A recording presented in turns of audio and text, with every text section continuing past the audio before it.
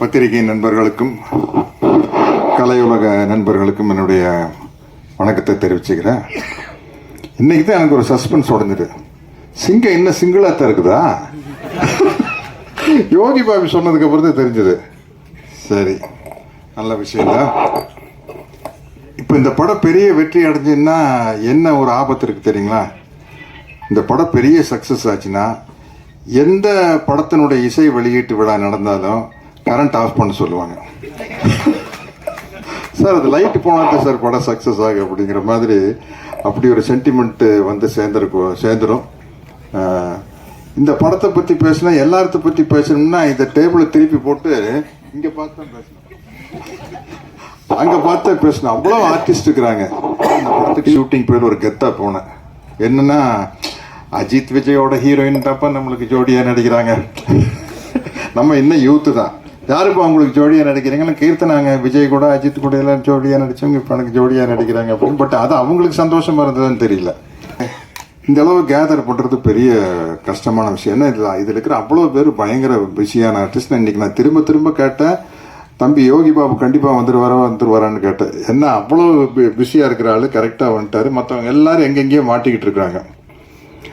இந்த படத்தினுடைய ப்ரொடியூசர் யுவராஜ் வந்து நம்மளுக்கு ஒரு நல்ல விஷயத்தை சொல்லி கொடுத்தாரு. எனக்கு இல்லை, புதுசாக மேடைக்கு வர்றவங்க நிறைய பேர் சொல்லுவாங்க, நான் எனக்கு மேடையில் பேசி அவ்வளோமா பழக்கம் இல்லை அப்படிலாம் சொல்லுவாங்கல்ல.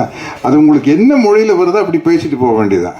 அவர் அடித்தார் பாருங்க, நான் வந்துங்க முதல் படங்க இப்படித்தானுங்க எடுத்துனுங்க, அப்புறம் படம் எடுக்கும்போது தானுங்க தெரிஞ்சுதுங்க, படம் பார்க்கறதுக்கு வேணா சுலபமாக இருக்குங்க, எடுக்கிறது வந்து பெண்டு கழண்டு போங்க. அவ்வளோதான். அதனால் வந்து எல்லாருக்கும் சொல்கிறேன், எனக்கு இந்த மேடை புதுசு, மைக்கில் பேசி புதுசு அப்படிலாம் நீங்கள் சொல்ல வேண்டிய அவசியமே இல்லை. யுவராஜ் மாதிரி நம்மளுக்கு என்ன வருமோ அடித்து கிளப்பிட்டு போயிட்டே இருக்க வேண்டியதுதான். அதையே தான் நம்ம டைரக்டர் பிரதாப் பண்ணார். பெரிய விஷயம். இவ்வளோ ஆர்டிஸ்ட்டை சேர்த்து வச்சு இப்படி ஒரு படம் எடுக்கிறது. எனக்கு என்ன ஒரு பேட்டர்ன் படம் வரையில் நம்மளுக்கு சில படங்கள் வெற்றி அடையில நம்மளுக்கு ஒரு சந்தோஷம் கிடைக்கும் இல்லையா?